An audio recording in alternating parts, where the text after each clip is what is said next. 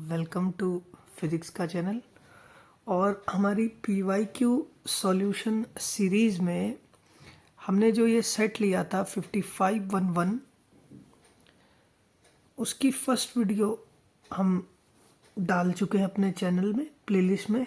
आप डिस्क्रिप्शन में जाके लिंक देख के चेक कर सकते हैं। ये 2024 के पेपर कोड 5511 की सेकंड वीडियो है। तो आपका ज़्यादा समय ना लेते हुए चलिए आगे बढ़ते हैं अपने क्वेश्चन पेपर की तरफ। अपनी फर्स्ट वीडियो में हम क्वेश्चन नंबर 16 ऑलरेडी डिस्कस कर चुके थे और यहाँ तक हमारा सेक्शन 1 कंप्लीट हो चुका था। अब ये वीडियो स्टार्ट होगी सेक्शन B से।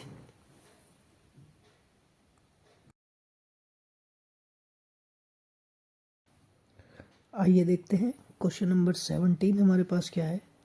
Find the temperature at which the resistance of a wire made of silver will be twice resistance twice its resistance at 20 degree C. वो कह रहा है किसी टेम्परेचर पे ना, किसी T टेम्परेचर पे रेजिस्टेंस जो है 20 डिग्री पे रेजिस्टेंस का डबल है। ये जो रेजिस्टेंस है 20 डिग्री सी वाले रेजिस्टेंस का डबल है। Take 20 degree C as reference and temperature coefficient of resistivity of silver at 20 degree C is this. तो हमें ये टेम्परेचर की वैल्यू फाइंड आउट करनी है। 2 मार्क्स का एक क्वेश्चन है, तो सबसे पहले हाफ मार्क्स तो मिलेगा इसका फॉर्मूला लिखने का। R is equal to R0 1 plus alpha T minus T0। वैसे आप लोग इसको ऐसे भी लिख सकते हैं R2 is equal to R1 1 plus alpha T2 minus T1, ऐसा भी लिख सकते हैं। तो कोई नहीं, उसने बोला है कि रेफरेंस लो 20 को, तो हमने इसलिए R0 लिख दिया। तो R0 हो गया ये, this is our R0, this is our T0, ठीक है। और वो कह रहा है जो रेजिस्टेंस है वो ट्वाइस हो गया है ना। तो चलो करते हैं इसको। तो दिस विल बिकम, रेजिस्टेंस जो है 20 डिग्री सी का ट्वाइस हो गया है। 20 डिग्री सी पे R0 है। 1 प्लस एल्फा की value of alpha is 4 into 10 to the power -3। और इस टेम्परेचर को ना जब डिफरेंस निकालते हैं तो केल्विन में बदलने की ज़रूरत नहीं पड़ती। तो फाइनल टेम्परेचर हमें निकालना है माइनस इनिशियल टेम्परेचर 20। जब हम इसको सॉल्व करो आप, ठीक है, सॉल्व कैसे करेंगे, 2 ये R0 से डिवाइड कर दो, दिस विल बी दोनों तरफ तो 2 and this will become 1 plus ये बनेगा आपका 4 into 10 to the power -3 T minus 20। Okay, तो जब आप इसको सॉल्व करेंगे, देखो ये जो वैल्यू है केल्विन इनवर्स में लिखी है, तो टेम्परेचर भी केल्विन में आएगा। तो you will get 543 kelvin. Okay, और इसको डिग्री सी में निकालेंगे तो अगर कोई बच्चा सेल्सियस में निकाल दे 270 डिग्री सी, ठीक है। तो आपको हाफ मार्क्स मिलेंगे इसके, हाफ मार्क्स मिलेंगे वैल्यू पुट करने के, और 1 मार्क्स मिलेगा फाइनली आंसर लिखने का। अब आप चाहे ये लिखो चाहे ये लिखो। ओके, तो ये था हमारा क्वेश्चन नंबर 17। अब हम बढ़ते हैं अपने अगले क्वेश्चन की तरफ, जो कि है क्वेश्चन नंबर 18। इस क्वेश्चन नंबर 18 में क्या बोला गया है, monochromatic light of frequency this passes from air into a medium of refractive index 1.5.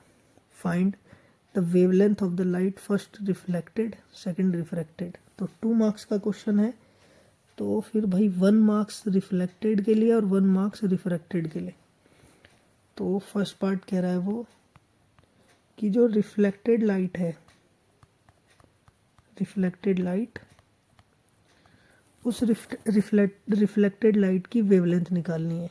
तो जैसा कि हम जानते हैं, लाइट अगर किसी एक मीडियम में, तो उसी फर्स्ट मीडियम में रिफ्लेक्शन, जैसे मान लो ये लाइट आई 2 मीडियम में, नॉर्मल है दो मीडियम के बीच में, तो फर्स्ट मीडियम से आई जो फर्स्ट में ही वापस चली गई, तो फिर इसका जो लैम्डा है वो अनचेंज्ड रहेगा, लैम्डा नहीं बदलता। लैम्डा तब बदलता है जब मीडियम बदलता है, फ्रीक्वेंसी कभी नहीं बदलती, मीडियम 1 में भी वही रहेगी, 2 में भी वही रहेगी। ओके, तो फिलहाल वो बोल रहा है कि वेवलेंथ, तो वेवलेंथ रिमेन्स सेम, सॉरी हाँ वेवलेंथ, एक सेकेंड मैं इसको इरेज करता हूँ, फ्रीक्वेंसी रिमेन्स सेम चाहे मीडियम बदल भी जाए, और wavelength medium to medium change होती है। तो कह रहा है जिस मीडियम में लाइट आई उसी मीडियम में चली गई, तो वेवलेंथ कितनी होगी। ठीक है, तो फर्स्ट मीडियम कौन है हमारा, एयर। एयर, और एयर में लाइट की स्पीड होती है सी के बराबर, तो हम फॉर्मूला यूज़ करेंगे, speed is equal to frequency into lambda, speed in air, frequency in air, lambda in air. तो this is 3 into 10⁸ and frequency कितनी गिवन है यहाँ पे 5 इंटू 10⁻40। देखो फ्रीक्वेंसी तो मीडियम, अगर मैं रिफ्रैक्टेड लाइट की बात करता ना तो स्पीड बदल जाती, लेकिन फ्रीक्वेंसी हमेशा सेम रहती है। एक इम्पॉर्टेंट स्टेटमेंट है ना, फ्रीक्वेंसी मीडियम बदलने से भी नहीं बदलती, because frequency is the property of source, जहाँ से लाइट आ रही है फ्रीक्वेंसी उस सोर्स की प्रॉपर्टी है। Okay, lambda, then lambda will become 600 into 10⁻⁹, यानी कि आप कहो 600 नैनोमीटर, 600 नैनोमीटर, इतना लिखने से आपको एक नंबर मिल जाएगा। अब इसका सेकंड पार्ट देखते हैं, 1 मार्क्स का रिफ्रैक्टेड लाइट के लिए निकालनी है वेवलेंथ, है ना, find the wavelength for refracted light. तो रिफ्रैक्शन के बाद फ्रीक्वेंसी नहीं बदलेगी, स्पीड बदल जाएगी, और रिफ्रैक्टिव इंडेक्स कितना है 1.5। तो हम फॉर्मूला क्या करेंगे कि नया जो लैम्डा होगा वो हो जाएगा old lambda upon refractive index. कैसे, ये फॉर्मूले को, नई स्पीड क्या होगी, यही फॉर्मूला लगाते हैं हम यहाँ पे, रिफ्रैक्टिव इंडेक्स। देखो अगर ये डायरेक्ट मैं थोड़ा सा यहाँ पे करके ही दिखा देता हूँ आपको, वैसे पेपर में डायरेक्ट इससे करना है हमको, फिर भी मान लो ये याद नहीं रहता। रिफ्रैक्टिव इंडेक्स होता है speed of light in air upon speed of light in that medium. अब speed of light in air क्या होगी, frequency into lambda in air upon, sorry यहाँ वी होता है वी, ठीक है।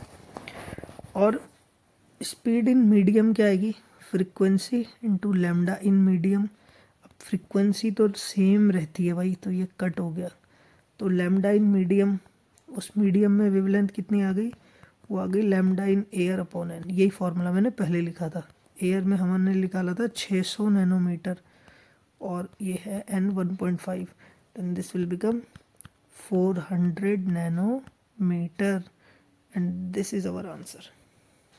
ओके, तो 2 नंबर का एक क्वेश्चन था। नेक्स्ट हम इसको अगला पार्ट करते हैं, इसका बी वाला और वाला भी कर देते हैं। मान लो कोई बच्चा फर्स्ट नहीं कर पा रहा है तो उसको और वाला करके दिखा देते हैं। अगर आपको ये वीडियो हेल्पफुल लगता हो तो प्लीज़ आप इस चैनल को सब्सक्राइब कीजिए और वीडियो को शेयर कीजिए अपने दोस्तों के साथ, वीडियो को लाइक कीजिए। Okay, a plano convex lens of focal length 16 centimetre, एक कॉन्वेक्स लेंस की फोकस कितनी है 16 सेंटीमीटर। कॉन्वेक्स लेंस है तो फोकस होगा positive, this will become plus 16 centimetre. Okay, is made of a material of refractive index 1.4, इसका refractive index कितना है 1.4। प्लेनो कॉन्वेक्स लेंस है ना, प्लेनो कॉन्वेक्स लेंस कुछ इस तरह का दिखेगा।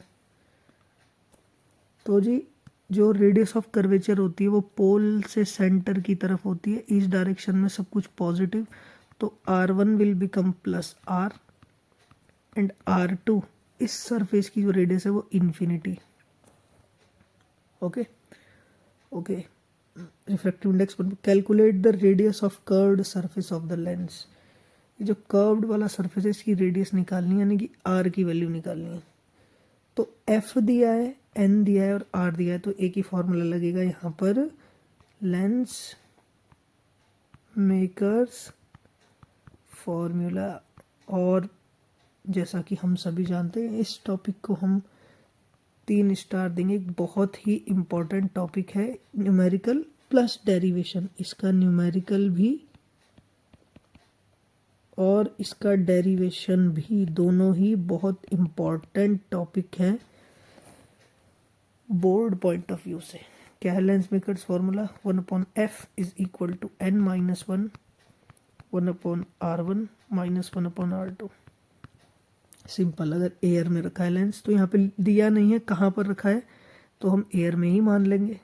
ओके, तो 1/f is equal to n minus 1 1/r1 minus 1/r2। Values put करेंगे यहाँ पे, तो 1/f is plus 16 is equal to n minus 1 1.4 minus 1 1/r1 is plus r minus 1/r2 is infinity.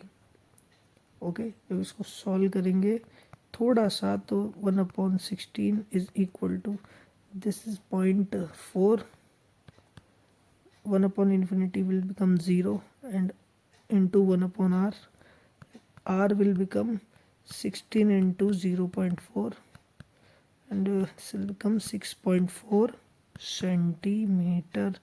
This is the value of r. Okay, देखते हैं question number 19 क्या दिया है। तो इसमें क्या है, देखो 2 मार्क्स का क्वेश्चन है, तो सीधी सी बात है कि ये जो फर्स्ट पार्ट है ये 1 नंबर का होगा, और ये जो सेकंड वाला पार्ट दिया गया है इसमें, ये सेकंड वाला जो पार्ट दिया गया है ये भी भाई 1 नंबर का होगा, है ना। तो आइए देखते क्या है। An object is placed 30 centimetre, तो u इज -30 क्योंकि ऑब्जेक्ट हमेशा लेफ्ट साइड होता है। कॉनकेव मिरर है तो फोकस नेगेटिव होगा। अब देखो इसका रेडियस ऑफ कर्वेचर दे रखा है 40 सेंटीमीटर, है ना। तो f will become r/2 but negative, this will become -40/2 and this will become -20 centimetre. Okay, find the position of image formed, v निकालना है। तो ये मिरर है और we have to use mirror equation here या mirror formula. This is our 1/f is equal to 1/v plus 1/u, then 1/v will become 1/f। जब ये equation है तो -1/u, u इज -30। जब हम इसको सॉल्व करेंगे तो we get -60 centimetre.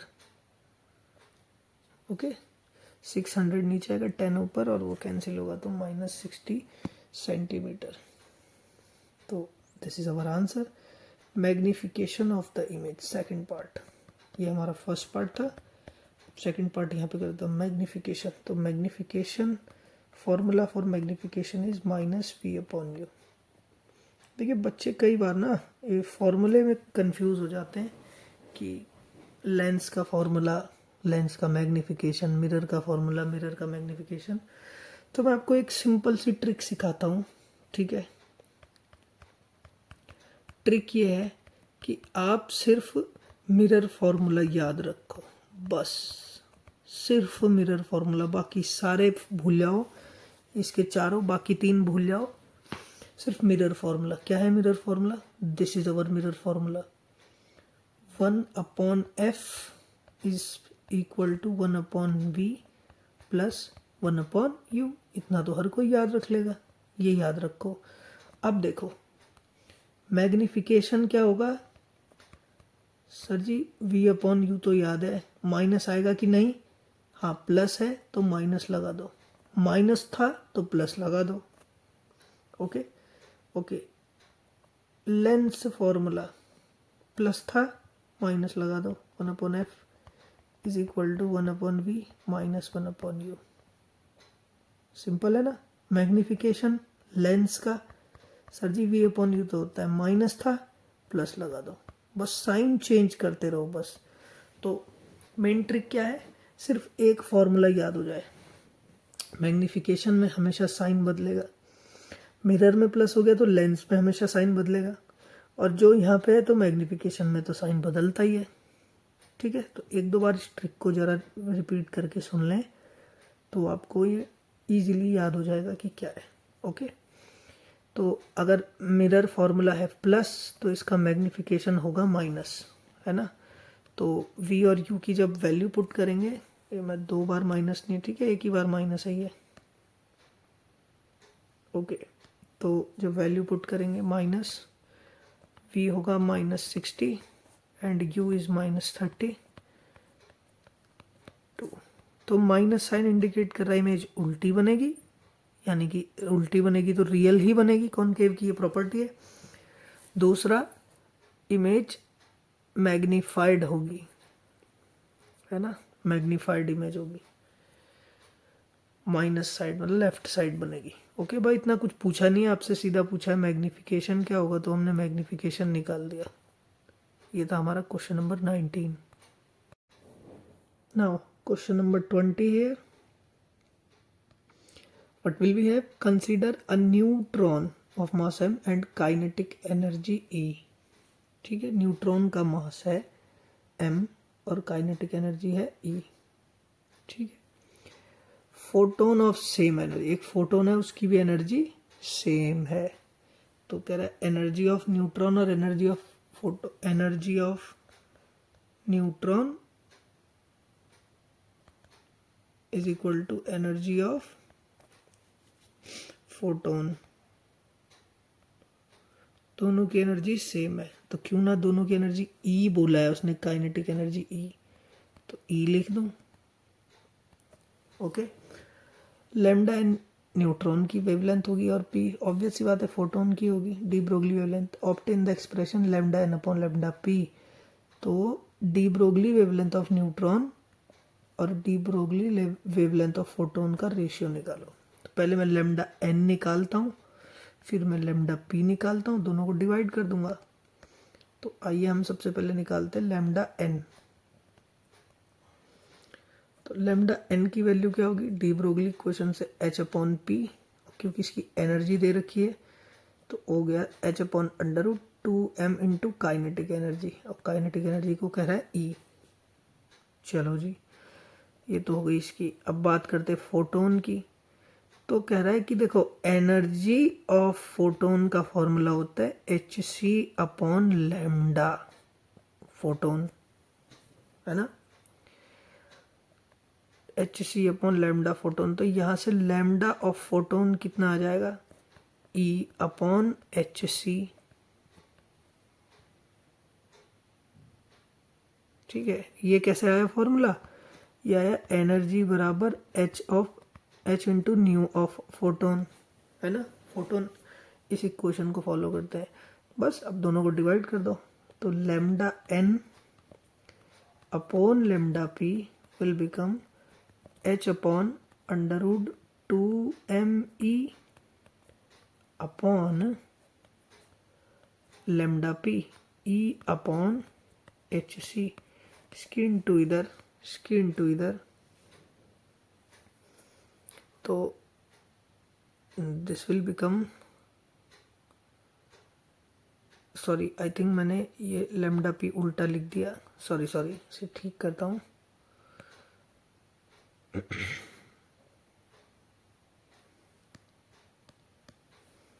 Lambda p will become hc upon E। अब हम निकालेंगे lambda N upon lambda p. Lambda n हो गया h upon √2me upon lambda p, और लैम्डा पी है hc अपॉन E। इसकी इंटू इधर, इसकी इंटू इधर, lambda N upon lambda p equal to h into E upon hc into √2me। जैसा कि यहाँ पर हम देख सकते हैं h से h कैंसिल हो रहा है, तो ये c को अंदर ले जाएं तो lambda N upon lambda p will become इसको मैं ऐसे लिख सकता हूँ, अंडर रूट ई स्क्वायर लिख सकता हूँ इसको, है ना। तो under root E square upon सी को अंदर ले जाएंगे तो सी स्क्वायर 2m ई से ई कटा, then lambda n upon lambda p will become lambda n upon lambda p will become under root E upon 2mc square. This is our answer.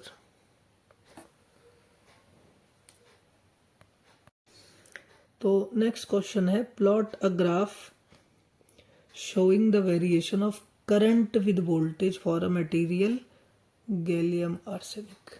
Gallium arsenide है ना, gallium और arsenic से मिलकर बना है. तो जी आइए इसका ग्राफ बना देते हैं आपके लिए.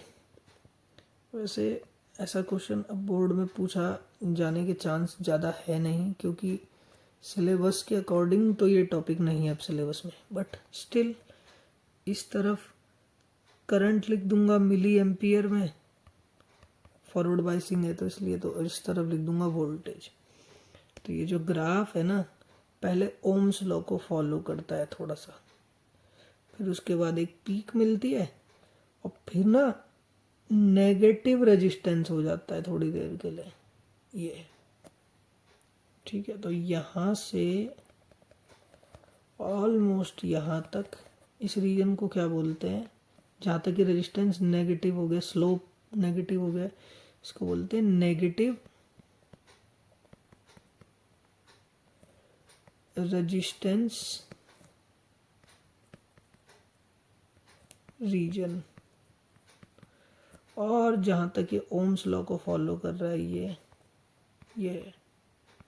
ये है ओम्स लॉ, तो region where Ohm's law obeyed. Okay, तो ये क्वेश्चन था भाई प्लॉट बनाने का. देखो इसमें प्लॉट बनाने का 1 नंबर है, फिर उस प्लॉट में ये रीजन दिखाने का हाफ, ये रीजन दिखाने का हाफ, 2 नंबर का ये क्वेश्चन हो गया.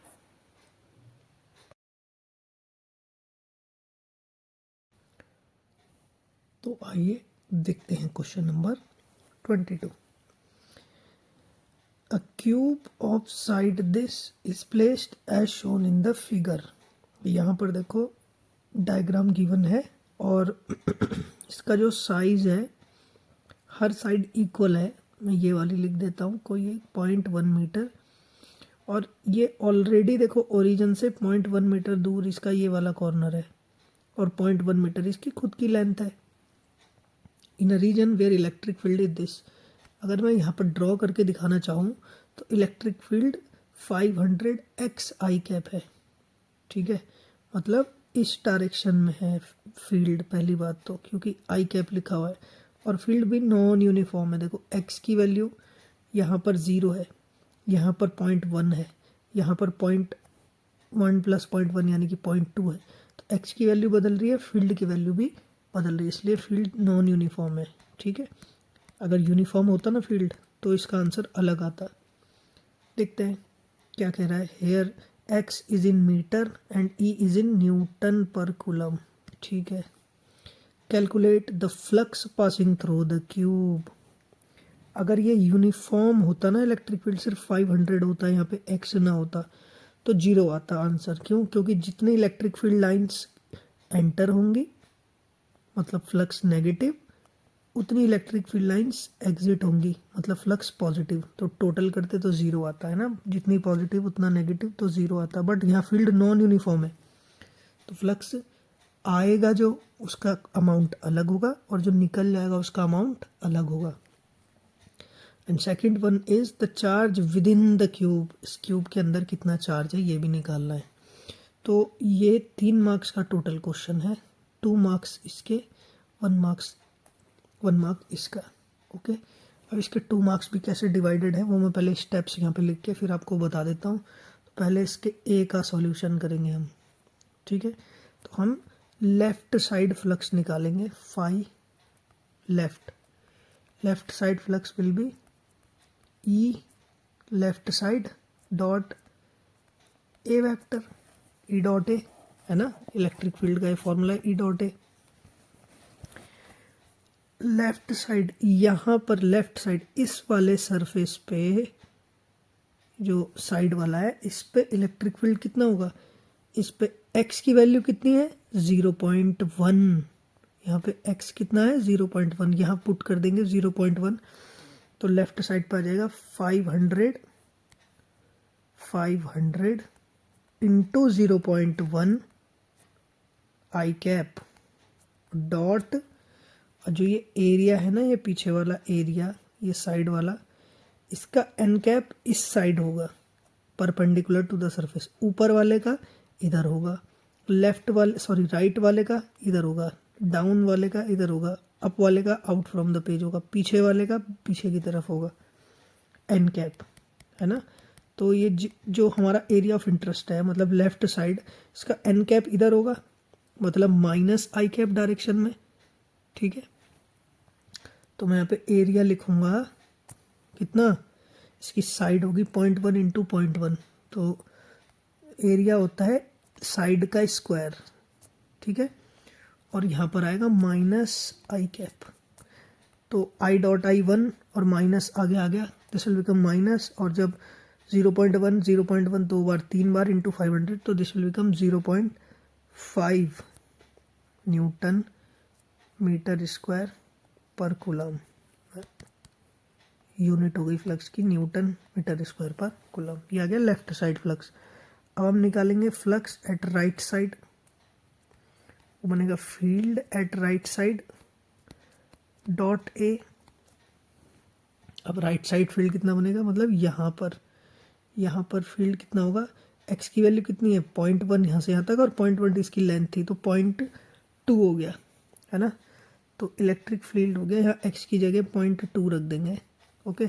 तो ये बनेगा 500 into 0.2 I cap dot area, right side का एरिया वेक्टर इस तरफ होगा, है ना, यानी कि आई कैप डायरेक्शन में होगा, और होगा कितना एरिया, वही 0.1 का स्क्वायर, तो दिस विल बिकम 500 और 0.2 1, तो this will become 1 newton metre square per coulomb. अच्छा, फ्रंट वाले से इधर कोई फ्लक्स गुजरेगा नहीं, ऊपर वाले से कोई इलेक्ट्रिक फील्ड लाइंस नहीं गुजर रही है, नीचे वाले से कोई इलेक्ट्रिक फील्ड लाइंस नहीं गुजर रही है, और पीछे वाले से भी एक भी इलेक्ट्रिक फील्ड लाइन क्रॉस करके नहीं जा रही है, क्योंकि यहाँ पे इलेक्ट्रिक फील्ड कैसा है, यहाँ पर जो इलेक्ट्रिक फील्ड है ना वो इस डायरेक्शन में है, तो सिर्फ दो ही सरफेस को number of field lines cross करके जा रही है, लेफ्ट को और राइट को, तो फ्लक्स लेफ्ट और राइट से निकलेगा, बाकी सब से zero.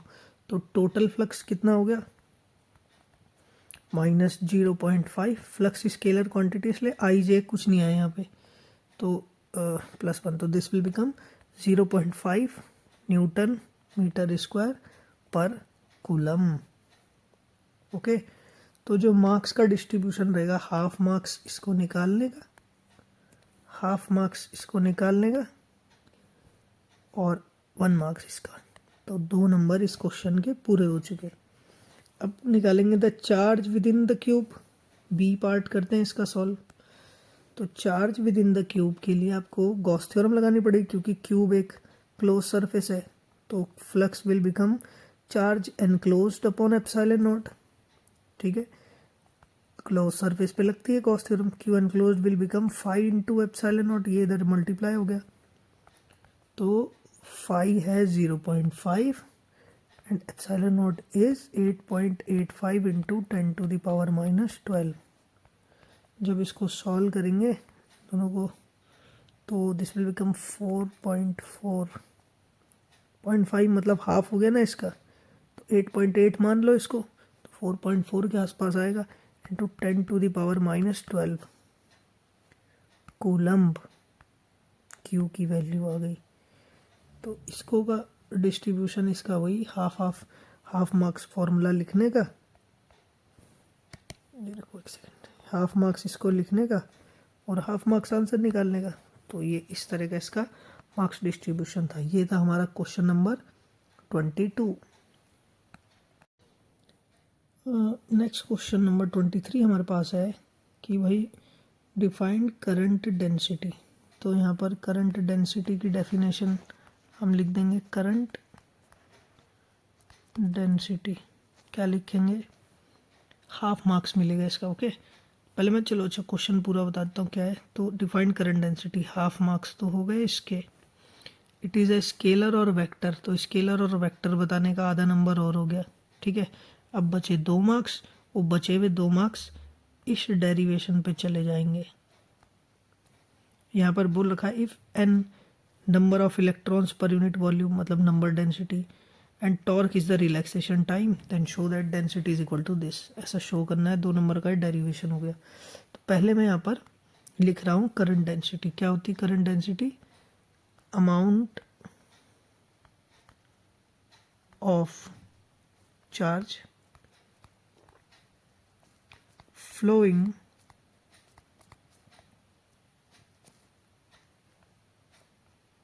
per unit area normal to the flow। Area का वो कंपोनेंट जो करंट की डायरेक्शन में है। ठीक है, J is equal to I upon area perpendicular. और अगर मैं डायग्राम बनाऊँ यहाँ पे ठीक से, ऐसे अगर वायर है तो ये जो एरिया है ना क्रॉस सेक्शन, यही इस तरफ करंट फ्लो हो रही है तार में अगर, तो ये ए ही एरिया परपेंडिकुलर है, तो इसलिए मैंने इसको आई अपॉन ए लिख दिया। ठीक है, स्केलर और वेक्टर, तो it is a vector quantity, J उधर ही होता है जिधर आई हो। ठीक है, ये हो गया। अब नेक्स्ट कह रहा है वो कि इफ़ एन, देखो हाफ मार्क्स ये हो गया हमारा, और हाफ मार्क्स वेक्टर या स्केलर बताने का। अब 2 नंबर का डेरिवेशन बस बचा। तो जे और ई में, तो ये अगर आप ध्यान से देखें ना, इसको ना कभी कभी नाम से आ सकता है vector form of Ohm's law. ये ओम लॉ ही है, ओम्स लॉ ही है। ओके, तो ये vector form of Ohm's law है। स्केलर फॉर्म क्या है, v is equal to I R, ये scalar form of Ohm's law है। ठीक है, ये vector form of Ohm's law है। तो इसको चलो जी प्रूव करते हैं। देखो जे है, सिग्मा है, ई है, हमें एन का यूज़ करना है, हमें टॉर्क का यूज़ करना है। तो हम जानते हैं भाई क्या, current related with drift velocity S, ये इंपॉर्टेंट डेरिवेशन है, I is equal to N E A V D. Okay, और ड्रिफ्ट वेलोसिटी का फॉर्मूला हम जानते हैं, E V upon M L into torque. ठीक है, साइड में चाहे तो डायग्राम बना लें।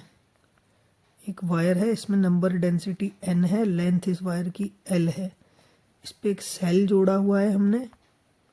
ओके सॉरी, ये l जो है ना स्मॉल l है, सेल जोड़ा हुआ है जो v पोटेंशियल लगा रहा है। तो यहाँ पे इलेक्ट्रिक फील्ड की वैल्यू जो क्रिएट होगी वो कैपिटल E है ना। देखो ये हाई प्लस वाला इससे जुड़ा है तो हाई पोटेंशियल, माइनस वाला इस एज से जुड़ा है तो दिस इज लो पोटेंशियल, तो इलेक्ट्रिक फील्ड एक क्रिएट हो गया है। तो V अपॉन एल वही इलेक्ट्रिक फील्ड है। ठीक है, तो हम नेक्स्ट लाइन में लिख देंगे V D is equal to E upon M into torque. इस वी डी की वैल्यू इस इक्वेशन में पुट करेंगे, then I will become N E A, और वी डी कितना होगा, E upon M into torque. This will become N E square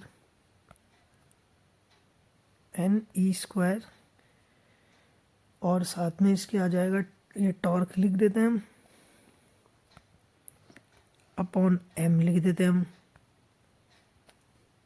ठीक है, और ए और ई ये बच गया। ठीक है, ओके, फिर हम नेक्स्ट स्टेप यहाँ पे कर देता हूँ इधर, अच्छा इधर इस तरफ कर देता हूँ यहाँ पे ना। तो ए आई के अपॉन में आएगा, दिस विल बिकम जे, तो J is equal to N E square torque upon M E, और N E square torque upon M को बोला गया है एल्फा मान लें, तो J will become alpha into E, या फिर वेक्टर फॉर्म में J vector is equal to alpha into E. यहाँ माइनस साइन नहीं आएगा, क्यों नहीं आएगा? क्योंकि जब भी हम किसी वेक्टर इक्वेशन को वेक्टर फॉर्म में लिखते हैं तो चार्जेस विद साइन लिखते हैं, तो ये ई नेगेटिव चार्ज होना चाहिए, बट ई का स्क्वायर है तो E square will become positive, तो J is equal to sigma into E. ये Ohm's law of vector form of Ohm's law हो गया। ठीक है, इतना करने का आपको 2 मार्क्स मिल जाएंगे। इसमें भी अंदर भी स्टेप मार्किंग है, जैसे मान लो हाफ मार्क्स इसका मिल जाएगा आपको। ठीक है, हाफ मार्क्स इस वीडी का फॉर्मूला यूज़ करने का मिल जाएगा, 1 नंबर हो गया। हाफ मार्क्स ये कैलकुलेशन का मिल गया, जे की वैल्यू पुट करने का लास्ट में हाफ मार्क्स हो गया। तो इस तरह से 2 मार्क्स पूरे हो गए। ओके, ये था हमारा क्वेश्चन नंबर 23। अब देखते हैं 23 का और वाला क्या है। मैं इसको क्लीन कर देता हूँ। अच्छा, पहले देख लेते, what is a Wheatstone bridge. कह रहा है व्हीटस्टोन ब्रिज क्या है, इसको बताना है, तो डायग्राम बना देंगे। Obtain the necessary condition under which the Wheatstone bridge is balanced. हमें वो कंडीशन ऑब्टेन करके दिखानी है जिससे हम व्हीटस्टोन बैलेंस्ड कंडीशन में हो। 3 नंबर का है, तो 1 नंबर का तो इसका डायग्राम मान लो भाई, और 2 नंबर का डेरिवेशन, तो वो हम कर देते हैं। मैं इसको क्लियर कर देता हूँ। आइए देखते हैं क्या है व्हीटस्टोन ब्रिज। तो व्हीटस्टोन ब्रिज में हमारे पास क्या होता है, 4 रजिस्टर्स होते हैं,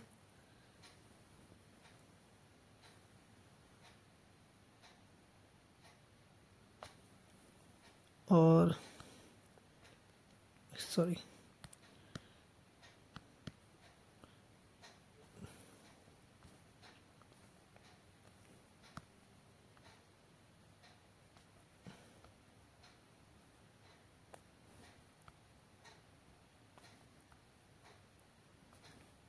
अब बीच में गैल्वेनोमीटर आर्म होती है जिसके दोनों एजेस के बीच में गैल्वेनोमीटर जुड़ा है, और दूसरी एक वोल्टेज आर्म है जिसमें वोल्टेज जुड़ेगी। ठीक है, V। ये रेजिस्टेंस की वैल्यू सपोज P है, इस रेजिस्टेंस की वैल्यू सपोज Q है, इस रेजिस्टेंस की वैल्यू सपोज R है, इसकी S है, और गैल्वेनोमीटर का रेजिस्टेंस खुद G है, अप्लाइड वोल्टेज भी है। तो इसको कहते हैं व्हीटस्टोन ब्रिज। 4 रजिस्टर, बीच में galvanometer, this is our Wheatstone bridge. ये कर देंगे आप तो आपको 1 नंबर मिल जाएगा। अब बाकी का 2 नंबर इसकी बैलेंस्ड कंडीशन डिराइव करने के लिए। ठीक है, अगर आप ये डायग्राम ना बनाओ, इसको एक्सप्लेनेशन करके लिख भी दोगे तो भी आपको 1 नंबर मिल जाएगा। ठीक है, अब हम यहाँ पे करंट डिवाइड करते हैं, मतलब इस डेरिवेशन को करते हैं। तो सपोज यहाँ पर अगर करंट आई है और यहाँ पर मतलब टोटल करंट, एक सेकंड ऐसे करते हैं, इसको कोशिश करते हैं कि कम से कम स्टेप्स में सॉल्व। अगर सपोज ये आई है, आई में से मान लो I1 करंट इधर चली गई, तो इधर कितनी गई, जो बची वो सब इधर। ठीक है, यहाँ से I1 आई इधर, सपोज IG इधर चली गई, तो इधर कितनी गई, I1 माइनस IG, इधर से IG आई, इधर से I माइनस I1, तो इधर कितनी गई, I minus I1 plus IG।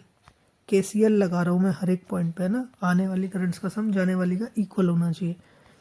अब इस पॉइंट पे देखो, यहाँ से आ रही I माइनस IG, यहाँ से आ रही I minus I1 plus IG, और यहाँ से आ रही I1 माइनस IG। जब इनको सबको ऐड करेंगे तो दिस विल बिकम I। जितनी यहाँ से I है ना, फाइनली लास्ट में उतनी यहाँ से जानी चाहिए। अगर ऐसा नहीं होगा तो समझना कैलकुलेशन मिस्टेक है। अब मैं आगे करंट रजिस्टर में जहाँ से एंटरिंग हो रही है उसे प्लस, जहाँ से एग्जिट हो रही है उसे माइनस, एंट्री हो रही प्लस, एग्जिट हो रही माइनस, एंट्री हो रही प्लस, एग्जिट हो रही माइनस। ये जी खुद एक रजिस्टर है ना, इसलिए प्लस माइनस।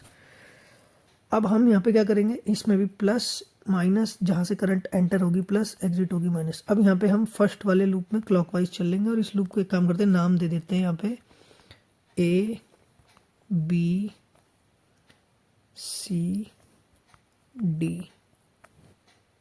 ठीक है, तो in loop close loop A B G D A, इस वाले लूप में देखते हैं, इक्वेशन लिखते हैं सारे आई आर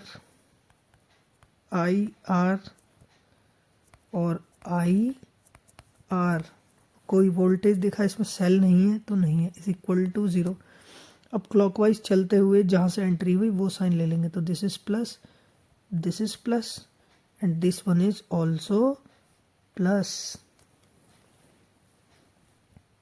ठीक है, बस मैंने यहाँ पे एक मिस्टेक करी, करंट जहाँ से एंट्री होती है उसको प्लस, जहाँ से एग्जिट होती है उसे माइनस, तो क्लॉकवाइज चलते हुए हम माइनस से एंट्री लेंगे, तो दिस विल बिकम माइनस। ठीक है, इसको इधर ले जाए तो this will become I1P plus IgG equal to I minus I1R। This is our equation number 1। अब हम दूसरा लूप लेंगे, ये वाला, इसमें भी क्लॉकवाइज चलेंगे। तो पहले लिख लेते हैं IR, मतलब मैंने लिख देता हूँ in close loop B C D G B, B C D G B, इस वाले लूप की बात हो रही है। ओके, तो आई आर, इसमें कितनी करंट है क्यू वाले में, I1 minus I G into Q. इस वाले में कितनी करंट है, इस वाली में I minus I1 plus I G S, और इस वाले में कितनी है आई जी जी। कोई सेल नहीं है तो इज इक्वल टू 0। अब क्लॉकवाइज चलते हुए जिस साइन से रजिस्टर के अंदर एंट्री होगी वो साइन ले लेंगे।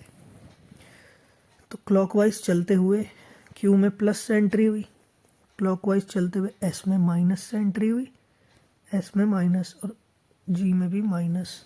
ओके, तो अब हम यहाँ पर क्या करते हैं, इसको भी इधर ले जाते हैं, तो this will become I1 minus I G into Q minus I minus I1, sorry, अच्छा इसको तो उधर ले गए ना हम, तो इधर क्या बचा, minus I G G is equal to I minus I1 plus I G into S. अब अगर ये बैलेंस्ड कंडीशन में होता है तो आई जी 0 होता है ना, फॉर बैलेंस्ड कंडीशन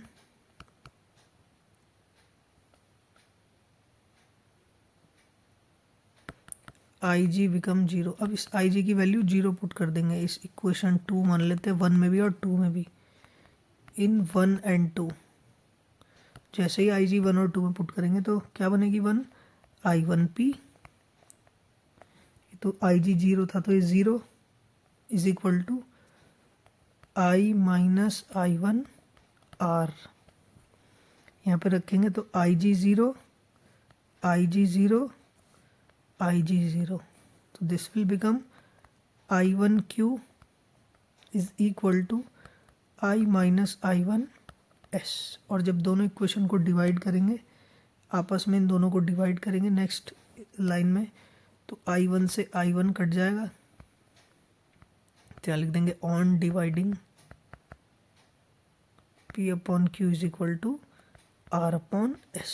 तो ये बैलेंस्ड कंडीशन हो गई कि जब भी गैल्वेनोमीटर में करंट 0 होगी P अपॉन Q बराबर R अपॉन S होगा, और ये बैलेंस्ड कंडीशन में हो जाएगा। व्हिटस्टोन ब्रिज बैलेंस्ड कंडीशन में हो जाएगा। आइए देखते हैं क्वेश्चन नंबर 24 हमें क्या गिवन है। Proton with kinetic energy, this proton की काइनेटिक एनर्जी हमें गिवन है 1.33 इंटू 10⁻⁻14। अच्छा, इस 8 को नेगलेक्ट कर दें तो ये 34 बन जाएगा। ठीक है, 34 बन जाएगा joule. Moving horizontally from north to south, ये हॉरिजॉन्टल डायरेक्शन में नॉर्थ से साउथ की तरफ चल रहा है। तो यहाँ देखो नॉर्थ साउथ ईस्ट वेस्ट में साइड में बना देता हूँ, नॉर्थ साउथ ईस्ट वेस्ट। तो जो यहाँ पर मैग्नेटिक फील्ड है वो नॉर्थ से साउथ, सॉरी पार्टिकल जो चल रहा है वो नॉर्थ से साउथ डायरेक्शन में चल रहा है, वेलोसिटी। ओके, और कह रहा है कि मैग्नेटिक फील्ड की वैल्यू दे रखी है 2 मिली टेस्ला, ठीक है, ईस्ट वर्ड, मतलब कि वेस्ट से ईस्ट की तरफ चल रहा है, ठीक है, मैग्नेटिक फील्ड। तो भाई वेलोसिटी जब भी मैग्नेटिक फील्ड के परपेंडिकुलर होगी, हम जानते हैं पाथ सर्कुलर होगा। जो जो चीज़ें हमें पता है वो मैं रफ में लिख देता हूँ। दूसरा यहाँ पर जो mv² अपॉन r है सेंट्रीपिटल फोर्स, वो मैग्नेटिक फोर्स के इक्वल होगा, ठीक है। तो यहाँ से r इज इक्वल टू बन जाएगा mv अपॉन qv। ये वो चीज़ें जो हमें अभी पता है, क्वेश्चन सॉल्व हमने किया नहीं है। फर्स्ट चीज़ हमें निकालनी है speed of the proton. Okay, speed, तो काइनेटिक एनर्जी गिवन है ए ऑप्शन। पहली बात तो ये 3 नंबर का क्वेश्चन है, तो 1 मार्क्स इसका हाफ कैलकुलेशन हाफ फार्मूला, एक इसका हाफ कैलकुलेशन हाफ फार्मूला, एक इसका हाफ कैलकुलेशन और हाफ फार्मूला, सिंपल। तो फर्स्ट वाला सॉल्व करते हैं स्पीड। तो हम जानते हैं काइनेटिक एनर्जी होती है हाफ mv², काइनेटिक एनर्जी होती है half mv², then v² will become 2k upon m, then v will become under root 2k upon m। Solve कर लेंगे, हाफ मार्क्स तो इस फॉर्मूले के मिल जाएंगे हमें, हाफ आंसर के मिल जाएंगे। तो 2 इंटू काइनेटिक एनर्जी इज 1.34 कर लेता हूँ इसको, इंटू 10⁻⁻14 कर लेता हूँ इसको, अपॉन में 9.1 इंटू 10⁻, सॉरी प्रोटॉन का मास होता है 1.67 इंटू 10⁻⁻27। तो अब अगर मैं इस 2 की मल्टीप्लाई कर देता हूँ 1.34 से, तो 862 इंटू 10⁻⁻14 अपॉन में क्या चला आया 1.67 एंड 10⁻27। अगर हम इसको सॉल्व करें 2.68 है ना ये, तो ये अप्रोक्सीमेटली 2.7 हो गया, ठीक है, ये 1.7 हो गया लगभग। जब इन दोनों को हम डिवाइड करेंगे तो दिस विल बिकम 1 आप देखो डिवाइड करो इसको तो 1.60 के आसपास आएगा, इंटू 10⁻, ठीक है, 14 में से 27 आप सब्ट्रैक्ट करोगे तो दिस विल बिकम 13। अब देखो यहाँ पर इसको रूट से बाहर निकालना है, तो इसको एटलीस्ट इसको मैं 12 बना दूंगा, तो यहाँ का 10 इसके साथ ले लूँगा, this will become 16 into 10⁻12।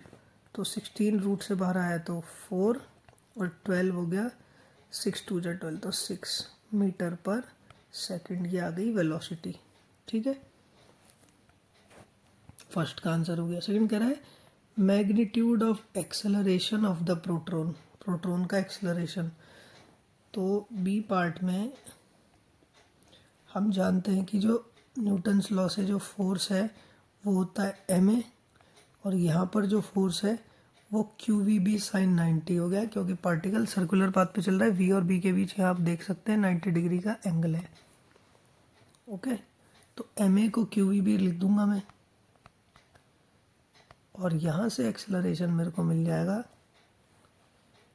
Q/m VB, और इस Q/m की वैल्यू हमें यहाँ दे रखी है, देखो प्रोटॉन के लिए charge to mass ratio 1 into 10⁸।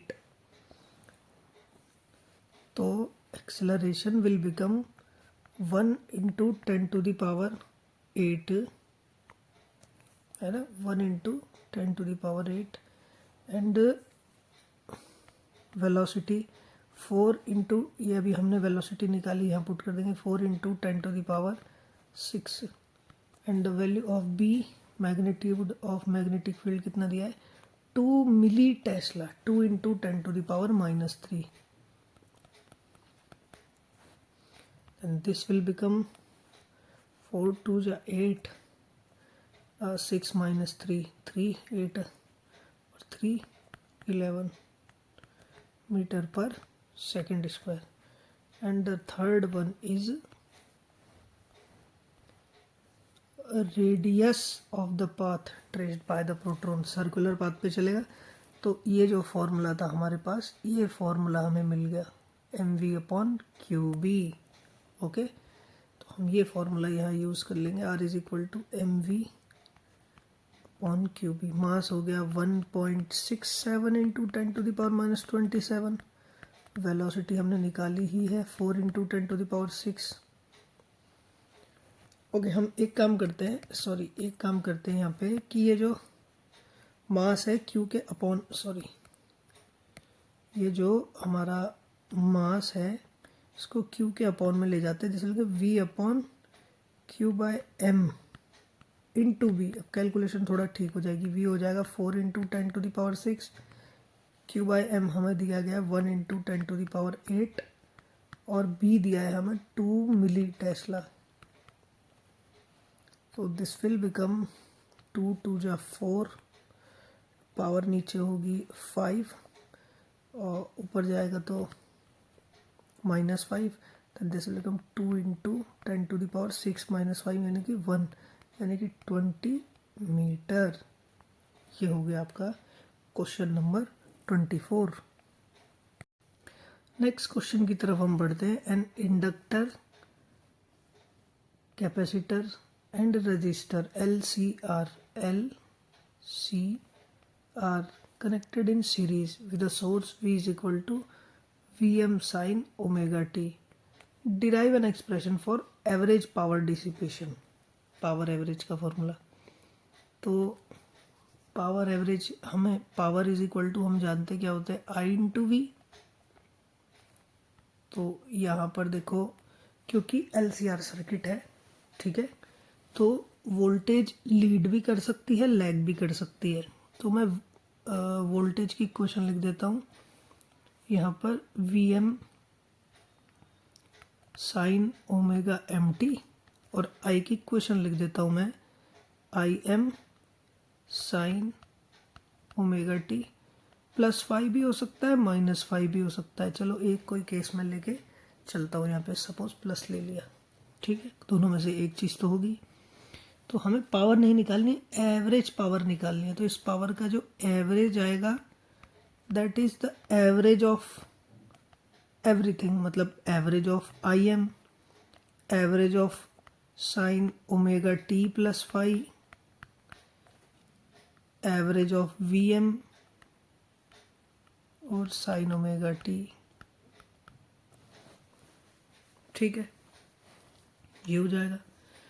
जब हम इसको ओपन करेंगे तो मैं एक साथ लिख देता हूँ पूरे का एवरेज, ठीक है। तो Im Vm तो एक साथ हो गया, इनको तो बाहर ही लिख देता हूँ मैं, इनका एवरेज तो खुद यही आएगा। बचेगा क्या, एवरेज हमें किसका निकालना है, हमें निकालना है साइन ओमेगा टी और साइन ओमेगा टी +5, ठीक है, इसका एवरेज निकालना। तो sine A sine B formula अगर हम यहाँ पे लगा दें तो this will become cos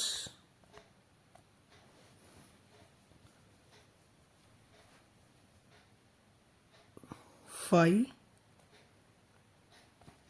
cos A minus B और minus cos A plus B.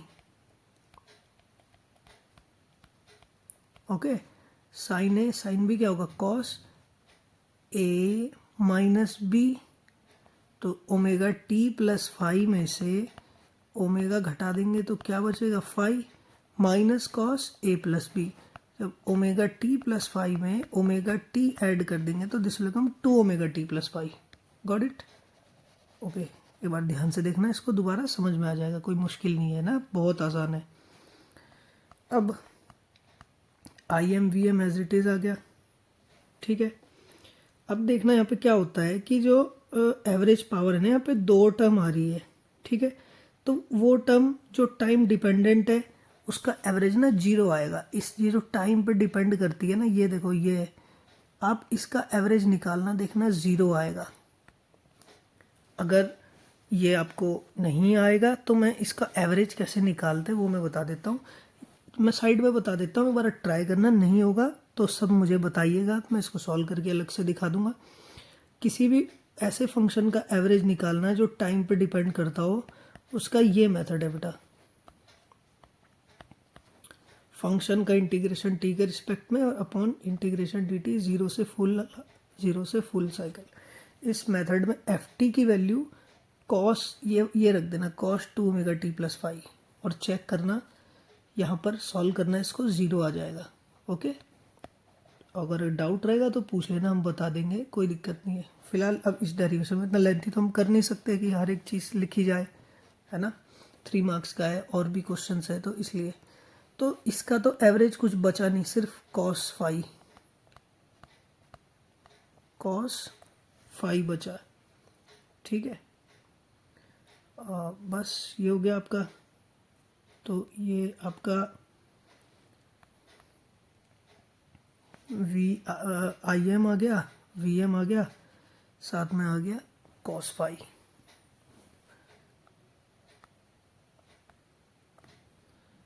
तो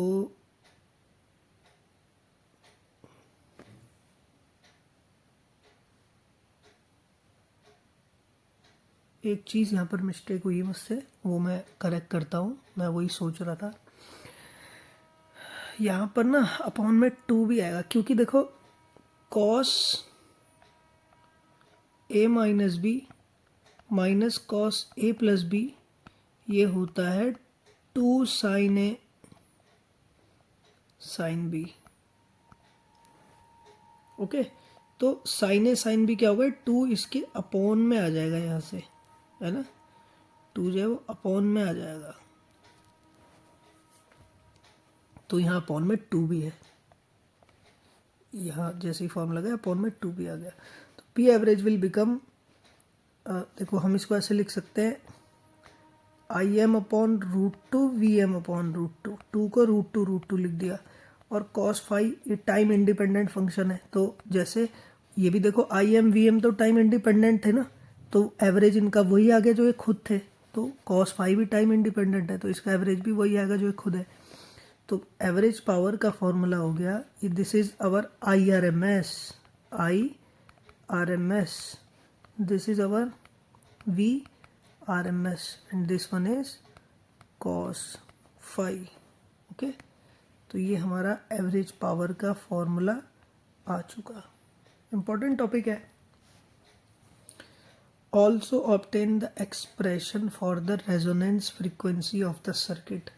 अब रेजोनेंस फ्रीक्वेंसी का फॉर्मूला, रेजोनेंस फ्रीक्वेंसी इसको डिराइव करते हैं। तो इसके लिए देखो क्या है हमारे पास, रेजोनेंस की कंडीशन है, condition for resonance, condition for resonance क्या है कि एक्सएल और एक्ससी बराबर होते हैं। किसके लिए, एलसीआर सर्किट में ये कंडीशन होती है रेजोनेंस फ्रीक्वेंसी की।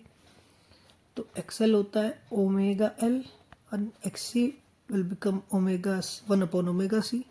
ओमेगा इधर आ गया, एल इधर आ गया, तो omega square will become 1 upon L C, omega will become 1 upon under root L C. अगर हम इसको न्यू लिखना चाहें तो ओमेगा बनेगा 2 pi into nu 1 upon under root L C, the nu will become 1 upon 2 pi under root L C. तो this is our resonance frequency. तो यहाँ पे आप चाहो तो ओमेगा आर न्यू आर लिख सकते हो, या नॉट भी लिख सकते हो, ओमेगा नॉट न्यू नॉट। तो ये आपका हो गया डेरिवेशन, 2 डेरिवेशन हो गए। ये आप करते हो तो आपको 1 नंबर मिलेगा, हाफ इसका और हाफ ये सब करके ये लिखने का।